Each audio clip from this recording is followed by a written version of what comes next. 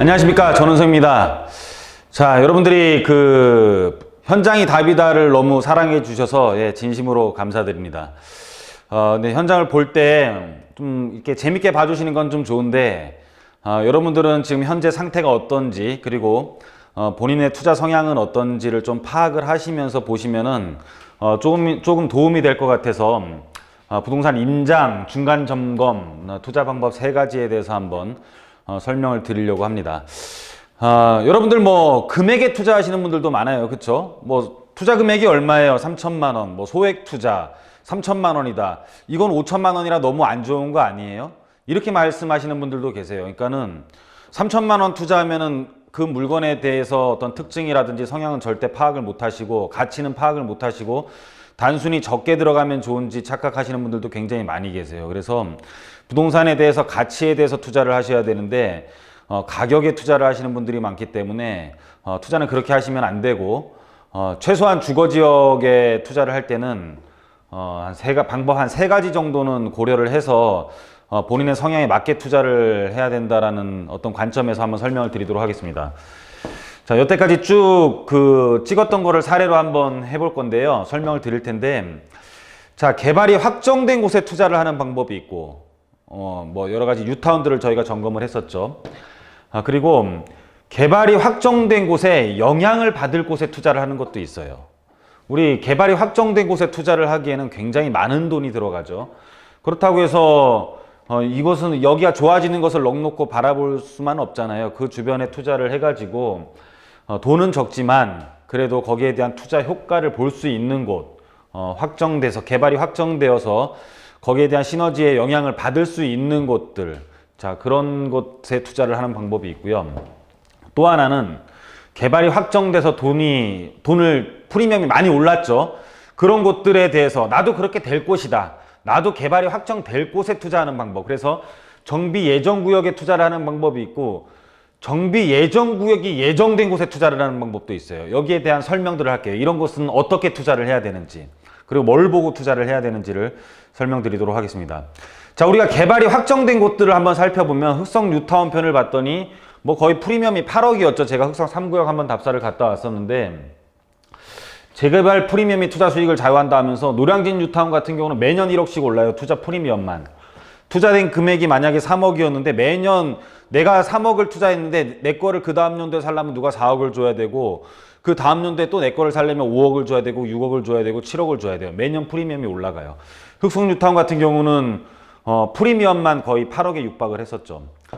수색증산 뉴타운 편도 이제 한번 보면 조합원들에 대한 프리미엄이 거의 5억에서 6억, 많게는 지금 7억까지도 합니다. 그래서 그 전에 조합원들이 될 수 있었던 자격을 사는데, 애초에 수색증산 뉴타운이 지정되기 전에는 1억대 초반으로 살 수 있었지만, 수색 뉴타운이 지정이 되고 조합원들의 분양이 임박한 곳에는 그 물건을 살려면 거의 8억을 줘야지 살 수가 있어요.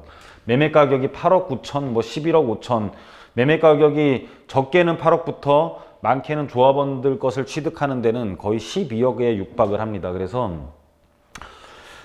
이런 직접적으로 재개발되는 곳에는 굉장히 투자 금액이 많이 들어가게 되죠. 그래서 제가 여기에 사라고 하는 것은 아니다. 근데 앞으로 이렇게 정비구역이 확정돼서 사업이 진행되면은 이런 물건들을 사기 위해서는 이렇게 많은 돈이 투입이 돼야 된다. 많은 돈이 투입이 된다라는 뜻은 여러분이 산 물건이 그만큼 오른다라는 것을 의미하기 때문에, 이렇게 될 곳을 우리가 찾는 것이 급선무고 투자의 성패를 좌우하는 것이다라고 제가 누누이 현장을 답사하면서 오토바이를 타면서 제가 여러분들한테 계속 그 헬멧을 쓴 상태에서도 설명을 드렸었죠. 그래서 개발이 확정된 곳에 투자를 하는 방법, 이런 것들이 있는 거고요. 확실한 곳에. 그리고 개발이 확정된 곳에 영향을 받을 곳에 투자를 하는 것도 있는데, 예를 들면 흑성 뉴타운에 한번 예를 들어볼게요. 이랜드 해가들이라는 곳이 있어요. 한 동짜리고요. 세대수도 얼마 안 돼요. 근데 뉴타운이 전반적으로 지정이 되고 아파트들이, 조합들이 이제 사업들이 진행이 되면서 제일 먼저 입주를 하긴 했었어요. 그래서 이쪽 아파트를 보니까는 2015년도에 이 아파트가 5억 정도였습니다. 이때 투자 금액이 한 1억 5천 정도밖에 되지 않았어요. 근데 현재 시세는 2020년에 10억 5천이에요. 그래서 꼭 조합원이 되는 것도 좋지만은, 이제 현장이 시작하는 곳에 뉴타운이 시작하는 곳에, 뉴타운이 시작하는 중심에 투자 금액이 1억, 1억 5천이었는데 지금은 이 물건을 사려면 누군가는 6억을 줘야 되는 거예요. 그렇다면은 이 사람을, 이것을 산 사람은 1억 5천을 투자해서 무려 투자 수익률은 거의 뭐 한 400% 가까이에 지금 육박을 하게 되죠.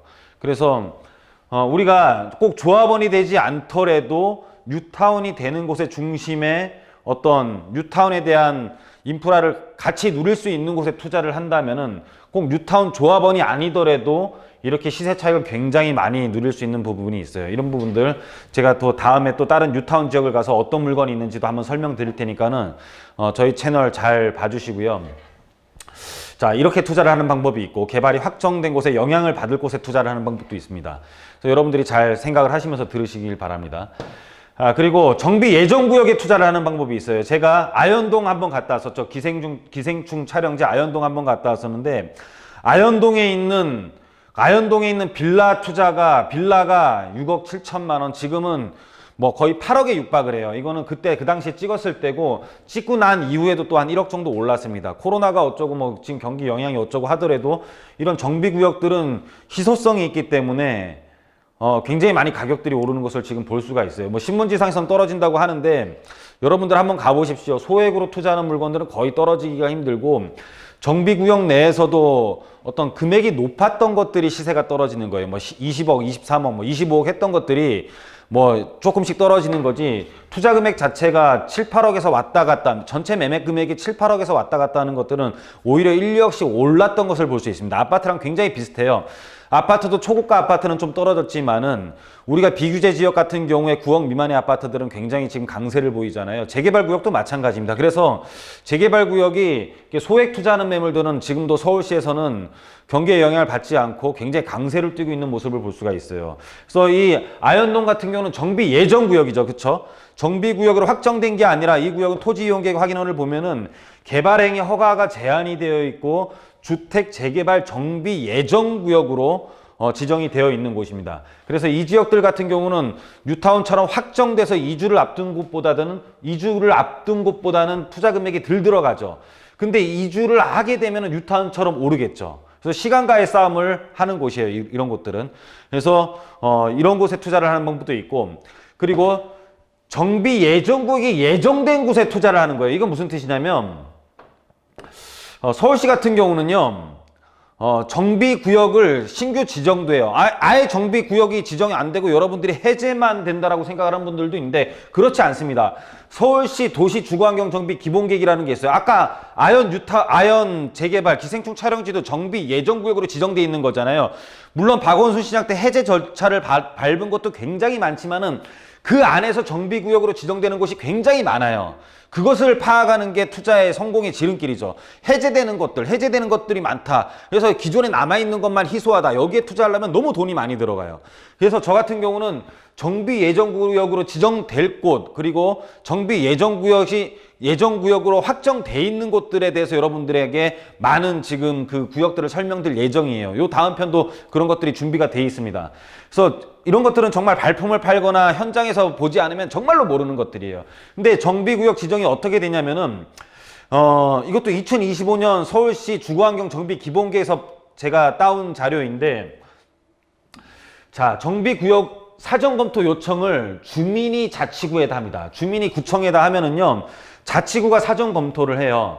자치구가 사전검토를 해서 타당성 조사를 한 다음에 서울시에다 올립니다. 그리고 타당성 조사를 한 게 주민 의견 조사를 해서 이게 반대가 되면은 다시 그냥 일반 주거지 관리지가 되고, 그게 아니라 주민 타당성 조사를 했는데 주민이 괜찮다 하겠다고 하면은 이제 정비계획안 수립으로 넘어가요. 이때부터 요 안에 정비계획안을 수립할 때 요 안에서 아까 아현동처럼 개발행위 허가 제한이 들어가요. 개발행위 허가 제한이 들어갑니다. 그래서 기초생활권 수립 여부를 판단을 하고 사전 타당성 검토 결과 보고를 하고 예산 편성을 하고 그 다음에 자치구에서 서울시로 옮겨간 다음에 결정고시, 정비구역으로 결정고시가 되는 이런 단계를 밟아요. 그래서 이런 단계를 밟는 것을 찾아내는 것이 초기 단계의 투자를 해서 수익성을 극대화시킬 수 있는 방법이라고 보시면 됩니다. 그래서 지금 이렇게 세 가지 방법들을 우리가 봤는데, 다시 한번 결론을 한번 내려보면, 개발이 확정된 곳에 투자를 하는 것과 개발이 확정된 곳에 영향을 받을 곳에 투자를 하는 것, 뉴타운의 중심지에 투자를 하는 곳, 조합원은 아니지만 뉴타운 중심지에서 뉴타운 정비구역은 아니지만 뉴타운 중심지에서 자체 개발로 된 아파트가 그렇게 가격이 오르는 것을 흑성 뉴타운에서도 한번 봤었고요. 그리고 정비 예정구역의 투자, 아현동 같은 경우가 정비 예정구역으로 되어 있는데 거기에 있는 빌라들이 지금 다세대 주택이 8억에 육박을 한다라는 뜻은 소액으로 들어갔을 때 8억까지 오를 수 있다는 것을 의미하는 것이고, 정비구역이 예정된 곳에, 정비 예정구역이 예정된 곳, 서울시에서, 그러니까 자치구, 주민이 자치구에다가 의견을 제시를 해서 자치구에서 타당성 검토를 한 다음에 서울시에 올라갈 수 있는 구역들, 그래서 정비 예정구역이 예정된 곳에 투자, 이렇게 하니까 주민 자치구가 움직이고 주민이 움직이고 자치구가 움직이는 곳에 투자를 해야지만이 돈을 벌 수 있겠죠. 그래서 이런 것들은 저희가 계속 여러분들한테 찾아서 방송도 보내드릴 것이고, 직접적으로 여러분들이 투자를 의뢰하시면 제가 여러분들에게 그런 것은 공개를 해드리도록 하겠습니다. 그래서 개발이 확정된 곳에 투자를 하는 사람들은 실수요자 위주 및 안정적인 투자자들이 많이 투자를 해요. 여러분들은 여기에서 어떤 경우에 해당되는지를 보시면 됩니다. 그래서 실수요자 위주 및 안정적인 투자자, 그리고 금액을 많이 확보한 사람이 이런 곳에 투자를 하는 거고요.